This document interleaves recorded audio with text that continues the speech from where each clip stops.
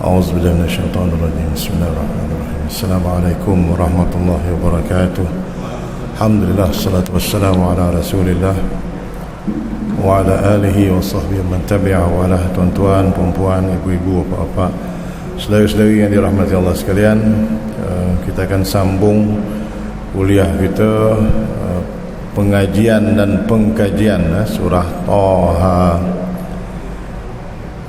Yang akhir sekali kita telah pun sampai kepada ayat 45. So saya recap balik dalam 45 minit tentang konteks ataupun latar belakang surah Taha ni. Kita dah sampai kepada tahap ataupun cerita di mana Nabi Musa dan juga Harun telah pun dilantik dan telah pun diperintahkan oleh Allah Ta'ala untuk berjumpa dengan Fir'aun. Jadi satu kelebihan ataupun mukjizat Al-Quran ni tuan-tuan ialah kita tengok kadang-kadang cerita dia tu simple, biasa. Tak ada sesuatu yang, saya rasa cerita tentang Nabi Musa dengan Harun ni kita daripada kecil lagi kita dengar. Bukan merupakan sesuatu yang pelik, bukan merupakan sesuatu yang luar biasa bagi kita untuk mendengar kisah Nabi Musa, Harun dan Fir'aun. Tapi di dalam simplicity ataupun di dalam message Al-Quran yang begitu simple, dia message tu biasanya disertakan dengan beberapa pemerhatian dalam yang boleh kita ambil pengajaran. Sebab tu apabila kita baca Al-Quran, tuan-tuan, kita pernah dengar mungkin ada ustaz-ustaz lain yang cakap pasal tadabbur lah, dia panggil apa namanya, pengamatan yang dalam tentang Al-Quran. Dia ada cara dia, dan saya selalu ulang-ulang mana tuan-tuan dan puan-puan boleh manfaatkan cara macam mana kita boleh mendalamkan lagi pemahaman kita tentang Al-Quran. Kalau kita sekadar baca Al-Quran nak tahu ini makna dia apa, ni makna dia apa, ni makna, okey, itu yang asas, no problem, tak ada masalah. Cuma kalau dalam kita nak betul-betul korek ataupun faham maksud dalam Al-Quran ni, kita kena tanya beberapa soalan yang lain lagi. Kita tak tanya ini makna dia apa sahaja, kita tanya kenapa perkataan ni dipakai, perkataan lain tak dipakai. Kita baru kita faham kenapa. Dan banyak dalam contoh-contoh kita bawa ni, kita cuba nak menunjukkan yang aspek-aspek makna ni. Bila Al-Quran pakai satu perkataan, dia ada sebab musabab dia. Dia tak pakai perkataan lain, dia pakai perkataan tu ada sebab musabab dia. Jadi kita faham. Lepas tu kita tengok pula hubung kait di antara ayat tu dengan ayat yang sebelum dengan selepas. Kenapa pula lepas ni datang yang ini? Bila kita tahu tu, oh kenapa macam ni, kenapa apa yang sebagainya. Lepas tu kita tengok pula setiap daripada ayat tu dia punya tujuan dia pula. Macam kita kalau meeting dekat pejabat kan, bincang, belakang tu ada remark apa, untuk apa? For action, for follow up, for discussion, for notification. Nak apa? Untuk pemberitahuan, untuk follow up, untuk action dan sebagainya. Al-Quran sama juga. Bila kita baca ayat dia tu, dia ada sebab musabab akhir tu nak suruh kita buat apa sebenarnya? Nak suruh kita faham ke? Nak suruh kita betulkan keadaan diri kita ke? Nak suruh kita tambah apa yang kurang ke? Jadi itu tahap-tahap dia. Bila kita sampai kepada tahap tu, maka barulah kita namakan pengamatan kita terhadap ayat Quran ni sebagai tadabbur. Dia panggil tadabbur, tadabbara ya tadabbaru, ataupun diambil pada perkataan dabara. Kita orang Melayu kita ambil perkataan tadbir. Apa maksud tadbir? Mentadbir sesuatu, kita tahu nak menguruskan. Jadi bila kita baca Al-Quran, it is about some sort of management, managing ourselves. Kita kena menguruskan diri. Maksudnya bila kita baca Al-Quran ada kena-mengena dengan macam mana kita nak urus diri kita bila kita dah faham. Bila kita dah faham apa perubahan dia. Kalau tak ada perubahan, tak ada apa-apa lah, nothing. Dia tak ada kesan, dia tidak memberi bekas, dia panggil. Itu cara dia. Dan tuan-tuan boleh dapatkan macam-macam input daripada apa yang telah pun ada. Dia panggil dalam penulisan yang telah pun diterjemahkan, tafsir apa dan sebagainya. Di samping kita sama-sama berbincang macam ni, kita sampaikan. Kita sampaikan. Ada di antara kita yang mungkin ada masa yang mengkaji lebih pada orang lain, jadi kita sampaikan. Macam saya, bidang ni bidang bahasa. Bidang bahasa ni bidang saya mengajar lah. Bila kita mengajar tu, kita bukan mengajar apa, maksudnya kita kaji, oh ni ilmu dia, ni ilmu dia, ilmu dia. Mungkin orang lain tak sempat, so kita sampaikanlah apa yang kita baca, apa yang kita kaji, apa yang kita simpulkan daripada pemerhatian kita. Jadi kita dah sampai kepada tahap, saya dah ceritakan tentang surah Taha ni, walaupun cerita dia tentang Nabi Musa, Nabi Harun dengan Firaun, tapi dia menceritakan tentang kerasulan. Ingat tu maksudnya satu benda yang kena-mengena dengan iman kita adalah percaya kepada Rasul. Tapi bila orang tanya kita percaya macam mana, apa maksud percaya kepada Rasul dalam rukun iman kita? Di antara percaya kepada Rasul itulah mempercayai Rasul-Rasul yang telah pun diutuskan oleh Allah Ta'ala sebelum daripada baginda junjungan besar Nabi Muhammad sallallahu alaihi wasallam. Sebab mesej Allah Ta'ala kepada manusia ni dia kekal daripada zaman Nabi Adam sampailah kepada Nabi Muhammad. Satu je, dia satu, sama, dia ada kesinambungan dia. Bahasa moden sekarang orang panggil kelestarian, sustainability dia panggil. Dia something yang very sustainable daripada Nabi Adam sampai kepada Nabi Muhammad, sama message dia tu. Jadi Allah Ta'ala simpulkan dalam Al-Quran, dan kita dah cerita dah, bila baca Quran ni dia ada lingkungan dia yang nak disampaikan. Lingkungan pertama Nabi Muhammad lah, sebab Al-Quran ni turun kat dia. Lepas tu ada orang Islam, ada orang kafir, orang Yahudi, masuklah kita lingkungan yang terakhir sekali. Bila sampai dekat kita, macam mana kita nak buat dengan cerita Nabi ni? Maksudnya kita kena faham yang pasal kerasulan, kenabian ni adalah sesuatu yang ada kesinambungannya. Bukan tiba-tiba saja Nabi bawa Islam ni. Kena faham. Bila orang tanya kita soalan, Nabi ni bawa agama baru ke? Yang barunya ada amalan-amalan baru. Nabi datang bawa mesej kepada orang Yahudi, dia kena upgrade. Kepada orang yang bukan Islam, dia kena terima. Jadi kepada orang Yahudi, orang Kristian, dia kena upgrade. Maksudnya ini kau kena percaya mesej daripada Tuhan yang menciptakan kau, terima. Kena upgrade daripada apa yang kau telah baca, Taurat, Injil dan sebagainya, kepada Al-Quran. Kepada orang Arab kau kena ubah. Ni perangai ni kena ubah.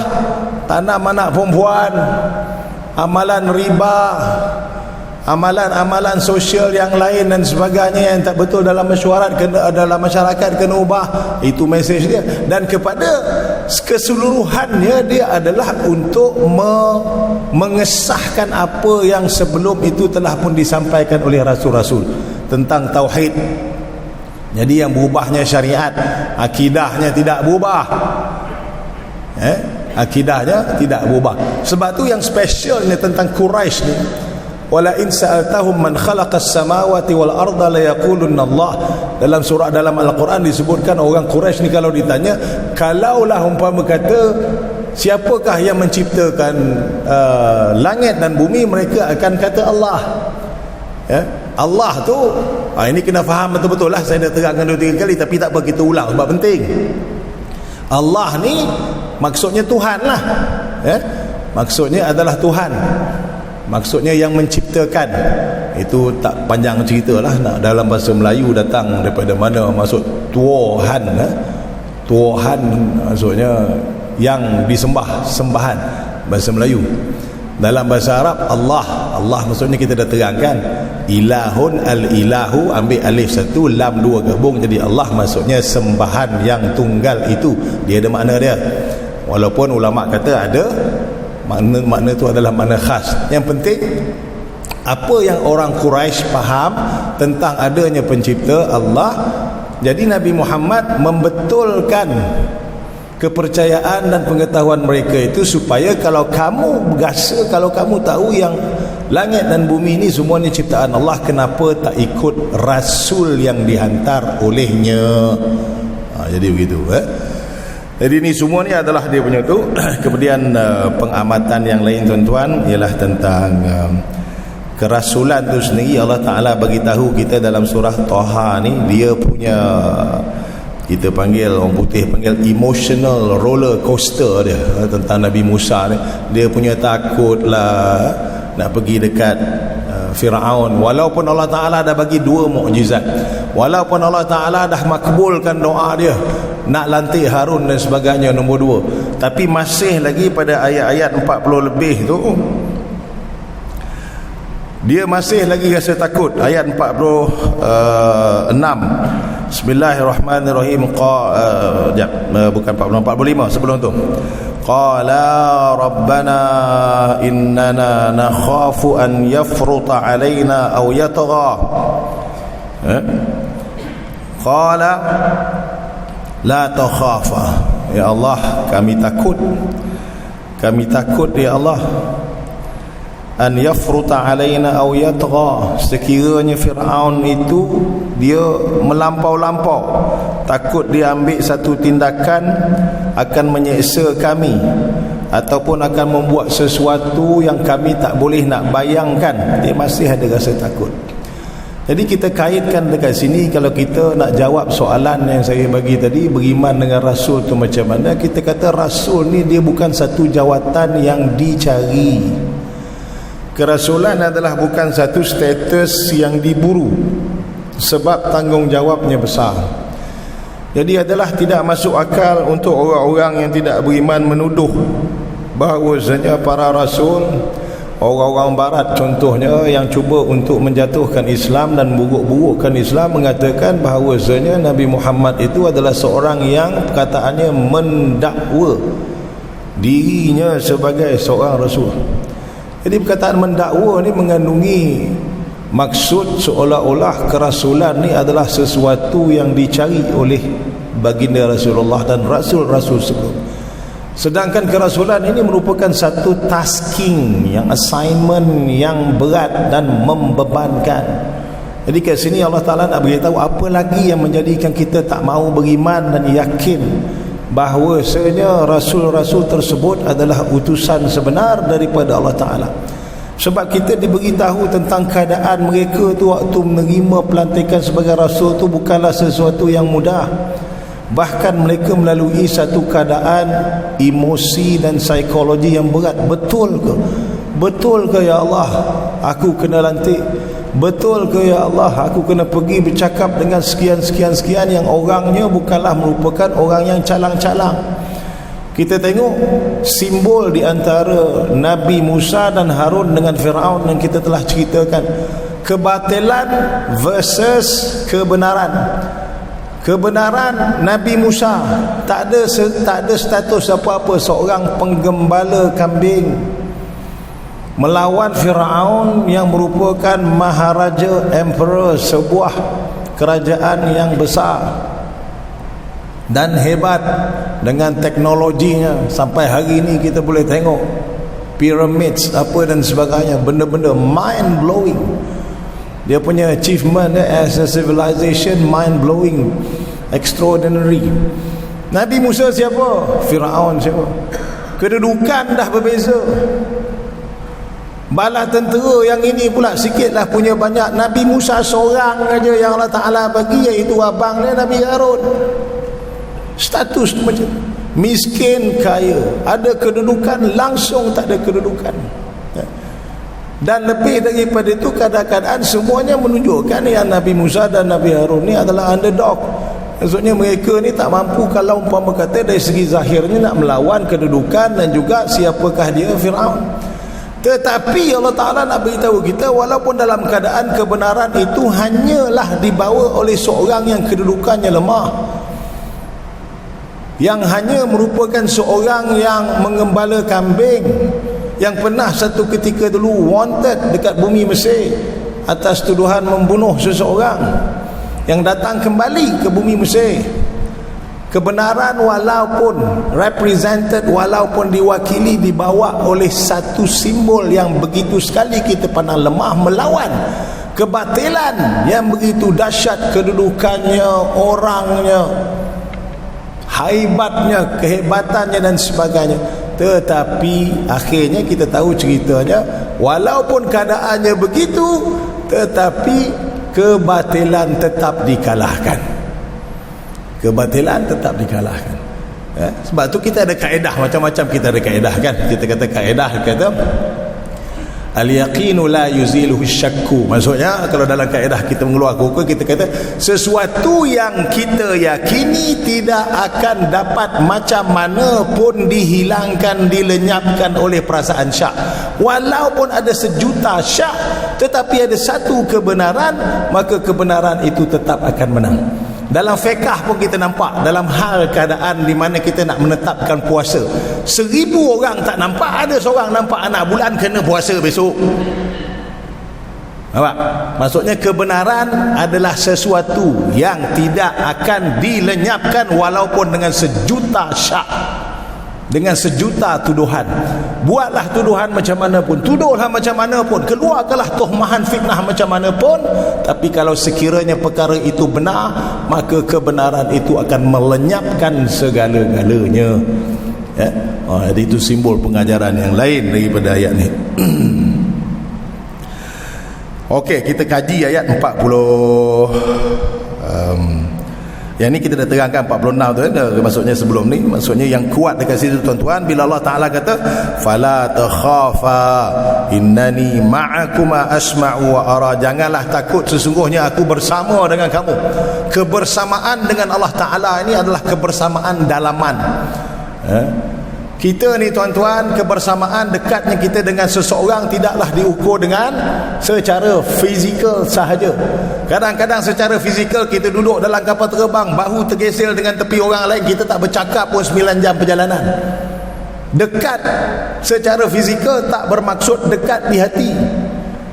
Tak usah kata macam tu dengan jiran kita, bukan yang selang satu rumah, yang selang 3 rumah, 10 tahun duduk satu taman, tak bertegur siapa, tak kenal pun kadang-kadang. Jadi dekat kita dengan orang, dekat kita secara fizikal, bukanlah maksud dekat dari segi hubungan. Sebab itu Allah Ta'ala kata walaupun dalam keadaan tak nampak Allah Ta'ala, dan Allah Ta'ala ni adalah tanzih, tidak boleh kita sifatkan dengan persoalan di mana dan sebagainya, tetapi Allah Ta'ala kebersamaan dia adalah dengan dalam hati kita. Kita rasa macam mana kita rasa dengan Allah Ta'ala, begitulah keadaan Allah Ta'ala dekatnya ataupun jauhnya dengan kita. Wa'lamu annallaha yahulu bainal mar'i wa qalbihi, dalam surah Al-Anfal. Dan ketahuilah bahawasanya Allah Ta'ala tu dekat ataupun jauh di antara dia dengan hamba dia adalah dialah yang duduk di antara hati hambanya dengan hambanya tersebut. Ana inda zanni abdi bi, sesungguhnya aku adalah di dalam sangkaan hambaku denganku. Maksudnya kita dengan Allah Ta'ala ni tepuk dada tanya selera. Orang tak boleh nak tentukan, kita je yang boleh tentukan. Kita je yang boleh tahu macam mana kedudukan hati kita dengan Allah Ta'ala. Jadi itulah maksud kebersamaan. Dan Allah Ta'ala didik kita. Macam mana Allah Ta'ala kata kepada Nabi Musa, innani ma'akuma asma'u wa ara, aku nampak dan aku dengar. Jadi kalaulah Allah Ta'ala bila bersama dengan kita, dialah yang lebih nampak apa yang kita tak nampak, dialah yang lebih dengar apa yang kita tak dengar, maka soalan dia, kenapakah kita perlu terus takut? Sebab itu kata-kata hikmah ulama' ialah apabila Allah Ta'ala dah bersama dengan kita, kalaupun hamba-hambanya yang lain, orang lain satu dunia menentang kita, maka kekuatan kita dengan Allah Ta'ala adalah sesuatu yang tak boleh nak ditandingi langsung. Begitulah yang ada pada Nabi Musa, begitulah yang ada pada Nabi Muhammad. Nak bawa mesej bukan senang. Nak bawa mesej bukan senang. Nak suruh orang beriman kepada Allah Ta'ala dalam keadaan dia seorang saja yang baru beriman, yang lain semua menolak, bukan senang, tuan-tuan. Tuan-tuan apa mungkin ada pengalaman bila orang ajak masuk MLM, jual macam-macam produk kan. Nak fikir aku nak jual barang ni macam mana ni kan. Memang kena bambu dululah. Nak kalau kita menjual benda ni dekat ahli keluarga kan, memang kena smash dulu. Abang-abang, kakak-kakak sebelum berjaya, dah berjaya okeylah. Tapi maksudnya nak mulakan langkah pertama tu macam mana, kita boleh bayangkan. Dia panggil psychological burden dia tu macam mana, beban psikologi itu macam mana nak mulakan satu langkah dalam keadaan kita tahu keliling kita semuanya orang-orang yang menentang kita, bukan yang menyokong kita. Jadi kat situ. Jadi kita nampak tadi kita bawakan macam mana kerasulan iman, kebersamaan dengan Allah Ta'ala melahirkan kekuatan dalaman. Dan bila ada kekuatan dalaman kat situ, kita boleh ukur, tuan-tuan, jauh ke dekat ke kita dengan Allah Ta'ala, ataupun kita ni sebagai hamba yang lemah, kejap-kejap kita dekat, kejap-kejap kita jauh daripada Allah Ta'ala. Jadi ayat seterusnya adalah fa'tiyahu faqula, maka datanglah, pergilah kepadanya, faqula, dan katakanlah kamu berduanya, inna rasula rabbik, sesungguhnya kami adalah utusan-utusan, dua utusan Tuhan kamu. Kita perhatikan, walaupun dia bercakap dengan Fir'aun, tapi dia gunakan perkataan Tuhan engkau. Cara dakwah ialah dengan kita memberitahu kepada orang bahawasanya ini adalah sesuatu yang engkau perlu. Ini Tuhan kau, ini Tuhan yang menciptakan engkau. Apa masalahnya engkau tak mahu beriman? Jadi kita kena faham, ini pun masalah akidah, kita dah terangkan banyak kali. Jangan kita sangka dan jangan kita berpengetahuan Tuhan kita ni lain-lain. Syirik kita, kena hati-hati. Tak ada. Wa ilahukum ilahun wahidun. Yang menjadikan bezanya kita, Tuhan kita dengan Tuhan-Tuhan yang the so-called agama ni adalah kerana mereka tu memberikan sifat-sifat yang kita di dalam akidah kita nafikan sebagai sifat Tuhan. Tetapi Tuhannya satu. Tak boleh kita dalam etikad kita nak mengatakan, oh Tuhan aku begini, Tuhan kau begini. Cuma itulah bahayanya liberalism. Liberalism sekarang ni dia kata, oh agama ni semua sama. Kita nak menuju Tuhan ni, Tuhan membuka banyak pintu. Macam mana pintu masjid ni, tuan-tuan nak masuk pada pintu tu, boleh sebelah kiri, sebelah kanan boleh. Agama macam tu. Agama ni tak kisah, boleh masuk daripada mana-mana pintu dan kita akan jumpa Tuhan. Itu liberalism nama dia. Dia meliberalkan pendapat. Dah tak ada masalah yang mana betul, yang mana salah. Dia kata begitu. Sedangkan di dalam Al-Quran ini adalah Al-Furqan, maksudnya yang membezakan di antara yang batil juga dengan yang benar. Kena faham. Tak boleh. Kita boleh bertoleransi atas dasar dakwah, cakap lembut dengan orang. Kita tidak smash terus, tak boleh nak hina walaupun dalam keadaan pegangan itu salah. Sebab apa? Dalam surah Taha ni kita belajar Allah Ta'ala suruh kepada Nabi Musa dan Harun, awal-awal ke faqula lahu qawlan layyina, maka katakanlah engkau orang kepada, walaupun kau bercakap dengan Fir'aun, dengan kata-kata yang baik dan lembut, jangan ada kata-kata yang menghina. Sebab tu tuan-tuan, bila kita belajar perkataan asalnya, perkataan kafir, kafara, perkataan kafir ni asalnya adalah untuk menunjukkan maksud mengambus, tutup.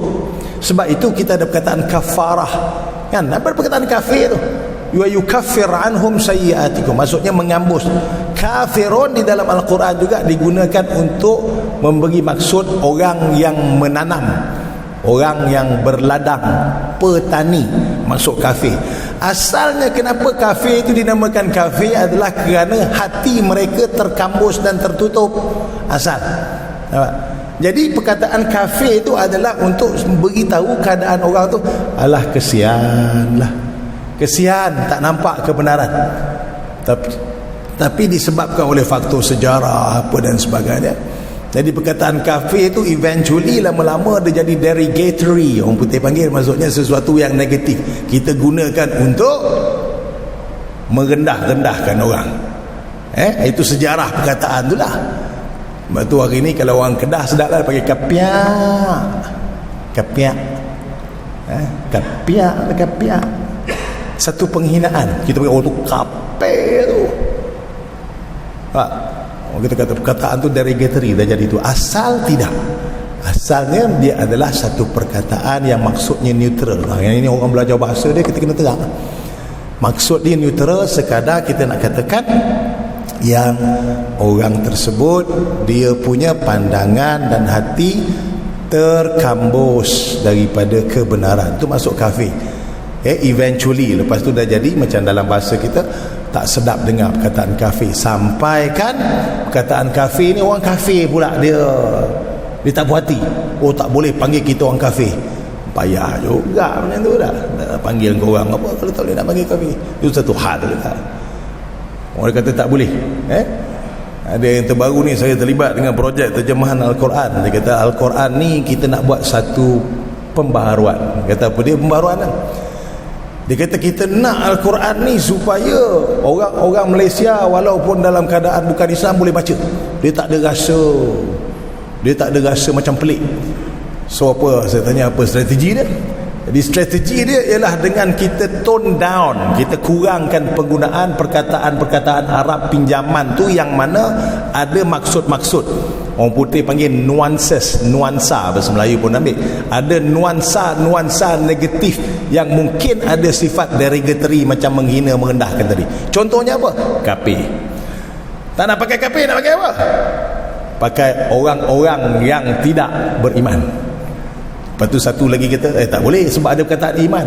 Tukarlah pula orang-orang yang tak percaya. Sudah bergaduh. Orang yang tak percaya dengan orang tak beriman. Yang tak beriman kata tak boleh. Iman tu lain daripada percaya. Bergaduh. Kita tengok sebab tak nak perkataan yang ada nilai-nilai kononnya begitu. So kafir jadi tak percaya, beriman jadi percaya. Tak ada lagi perkataan yang melakukan amal soleh, kena buat pekerjaan yang baik. Dia macam tu. Sebab kita nak neutralizekan everything dalam translation tu. Itu strategi. Tapi tak tahu Jakim terima tak tu nombor 10 lah. Belum lagi sampai. Cuma kita kata this is the strategy nak buat. Okey, saya kata tak apa, kita sebagai orang bahasa kita akan objektif, tak masuk campur sangat. Hampa nak macam tu sebab strategi dia macam tu, it's alright, it's okay. Kita akan ikut dia punya terms lah, dia punya TOR, terms of reference dia macam mana. Jadi benda-benda begini kita nak cerita tentang masalah attitude kita macam mana. Asalnya kalau dalam dakwah, attitude kita perlulah inklusif. Itu kataan baru lagi, inklusif maksudnya apa? Maksudnya kita kena ada kekitaan di dalam dakwah. Kekitaan maksudnya apa? Kita cari common points antara kita. Sebab itu Nabi Musa pakai Rabbuka, Fir'aun, Tuhan kau. Jadi dia seolah-olah dekat sini Allah Ta'ala nak bagi satu pengajaran bagi kita juga. Kalau umpama kata dalam keadaan kita hendak berdakwah, yang paling penting dalam dakwah ialah we address the emotion dulu, bukan akal. Kaedah dia. Maksudnya di dalam dakwah kita perlu tackle emosi orang sebelum daripada pengetahuan dia. Kalau kita tackle pengetahuan dia sebelum daripada emosi dia, maka kita akan dapat rejection. Sama. Kalau tuan-tuan ada yang pernah belajar marketing, mungkin ada orang ada latar belakang bisnes, kita pun dalam marketing the same thing. Sebab tu kaedah dakwah ni dia more or less sama dengan kaedah marketing. Sebab tu Nabi dilantik jadi Nabi sebab apa? Dia ni chief marketer. Nabi ni sebelum daripada dilantik Rasul sebab dia seorang pegawai eksekutif pemasaran yang handal. Sebab tu Nabi ni bila dihantar kepada Syam untuk berniaga, dia boleh habiskan barangan dia 2 minggu lebih awal daripada Abu Sufyan, seorang lagi pedagang yang handal. Dalam kalangan orang Quraisy yang berdagang yang handal, Nabi lebih handal daripada dia orang. Sebab apa? Dia punya communication skill. Orang berniaga ni yang penting apa tuan-tuan? Dia punya mulut mau manis, kata dalam bahasa Melayu. Saya percaya tuan-tuan akan datang satu kedai sekiranya kita dilayan baik. Beli nasi lemak. Kalau beli nasi lemak sedap macam mana pun, muka masam mencuka depan kita, minta maaf, aku cari kedai lain esok pagi. Nampak? Sama dengan dakwah. Dalam dakwah Allah Ta'ala dalam surah Taha, dia ajar supaya we address the emotion. Qula lahu qawlan layla, cakap baik-baik Musa. Ni Fir'aun tahu dia punya zalim macam mana, tahu kedudukan dia macam mana, tapi Allah Ta'ala end of the day Allah Ta'ala kata cakap elok-elok. Jadi ini satu nilai tuan-tuan yang berkurangan dalam masyarakat kita hari ni. Kita ni cuma tahu mengutuk. Kutuk nombor 1. Orang Melayu bab kutuk ni boleh dapat medal emas. Bab-bab lain tu memang kita kantoi, bab sukan, bab bola sepak apa dan sebagainya. Tapi kalau adalah pertandingan mengutuk, insya-Allah kita nombor 1. Memang handal. Tuan-tuan tengok je Instagram, tengok TikTok, tengok macam-macam. Dia punya kutuk, memang kalau kita kena kutuk sebab gitu, punyalah dahsyat kan? Saya tak tahu kenapa seni itu begitu hebat dalam kalangan orang kita, tapi itulah realitinya. Kalau nampak mengutuk nombor satu. Sebab kita menghukum dahulu. Kita menghukum dahulu sebelum daripada kita betul-betul berdakwah. Kita dah salahkan orang dulu. Dalam keadaan macam ni Allah Ta'ala ajar kita dalam dakwah, kita tak boleh nak terus orang tu salah, yes, tetapi pendekatan dia ialah kita jangan mempersalahkan orang terus. Ada cara dia. Lembutkan hati dia dulu, lunakkan dia dulu. Wa in kunta fazzan ghalidhal qalbi lan faddu min hawlik. Allah Ta'ala kata sekiranya engkau kasar dalam bahasa engkau, nescaya mereka akan lagi berhamburan daripada engkau. Bahasa penting tuan-tuan. Orang tak nampak. Wa qul linnasi husna, dan katakanlah kepada orang-orang dengan perkataan yang baik. Itu pengajaran dia. Jadi itu kita nak beritahu tentang dakwah, tentang marketing. Allah Ta'ala kata kena, kalau orang tanya macam mana kita nak tengok dalam Al-Quran ni, Allah Ta'ala kata ma farratna fil Quran min syai'in, dan kami tidak tinggalkan dalam Al-Quran tu sesuatu benda pun. Jadi macam mana bukti Al-Quran nak tinggal satu benda pun? Dalam bab marketing ni lah, ada ilmu marketing tu.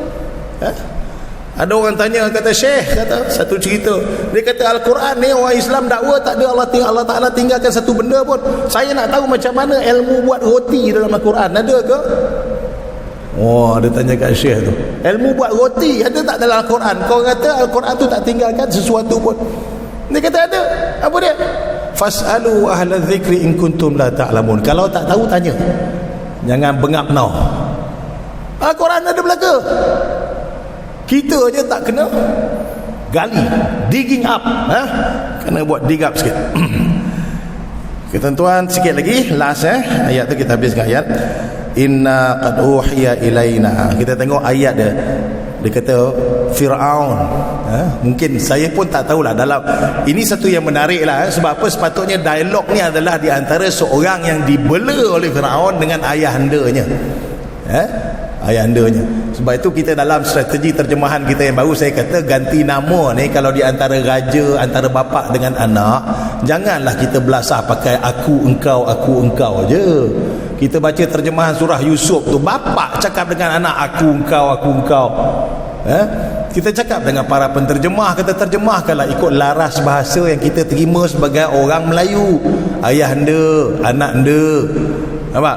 Walaupun dalam keadaan macam ni, saya cadangkan supaya Firaun ni bila bercakap dia pakai better. Tapi ada setengah orang bahasa tak setuju, buat apa pula pakai better? Dia kata dia raja apa salah dia pakai better? Habis tu yang lain nak pakai tuan hamba. Jadi payah masalah bahasa ni, kita bergaduh banyak, kadang-kadang hasilnya tak ke mana. Dia punya hasil tak ke mana sangat. Tapi itu reality dia lah. Okey lah, dia kata mungkin Allah, kita pun tak tahu, mungkin Allah tak, kita tak nampak dalam ni. Mungkin Nabi Musa berkata ayahandaku. Kita tahu tak mustahil.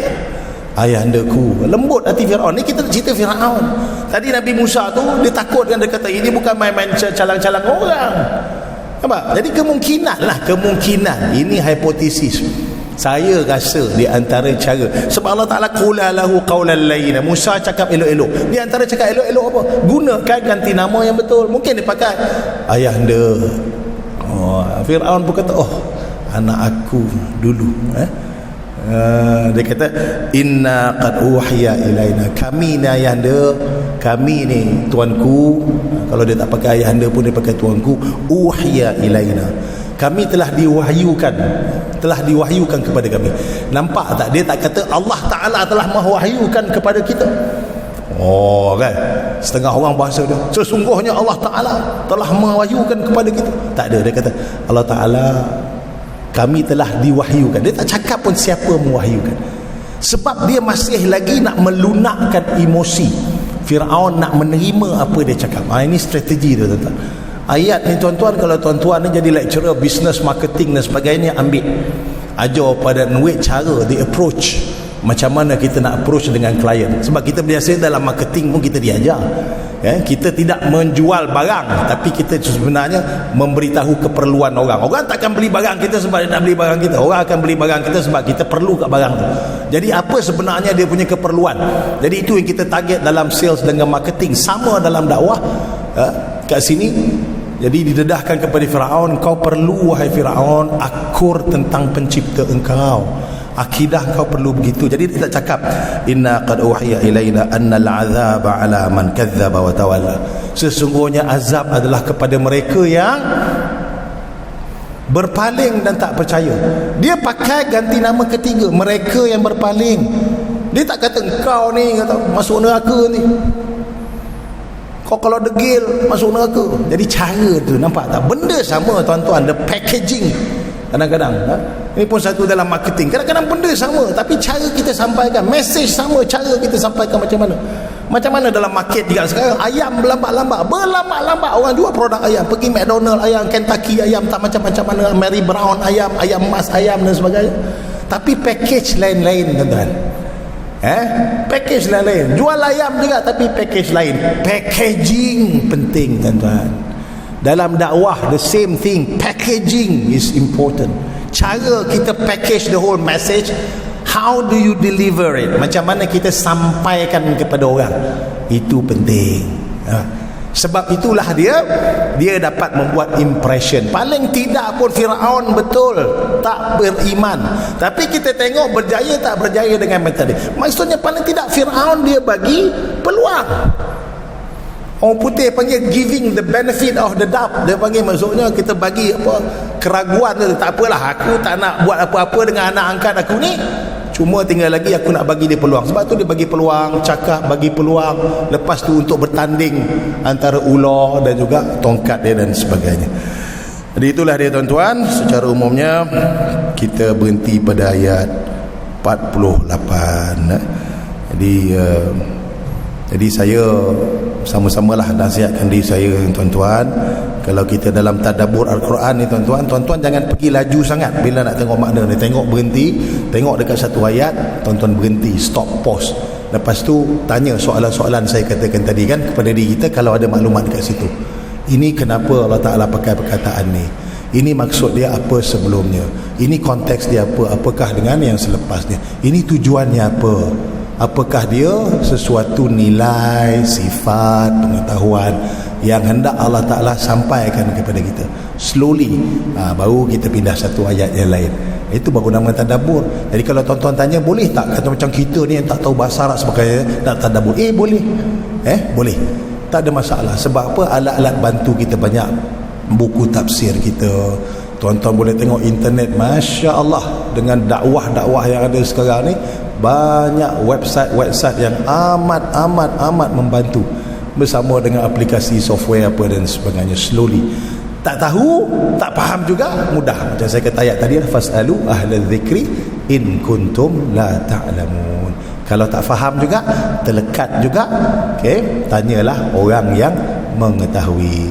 Jadi kita mohon pada Allah Ta'ala agar menjadikan perbincangan kita pada pagi ini membekas dalam hati kita, meninggalkan sesuatu pada sifat kita, mengubah satu pada sifat kita, dan menjadikan kita lebih baik insya-Allah. Sehingga kita berjumpa lagi. Qulu qawli hadza subhanakallahumma bihamdika asyhadu an la ilaha illa anta astaghfiruka wa atubu ilaik. Wassalamu alaikum warahmatullahi wabarakatuh.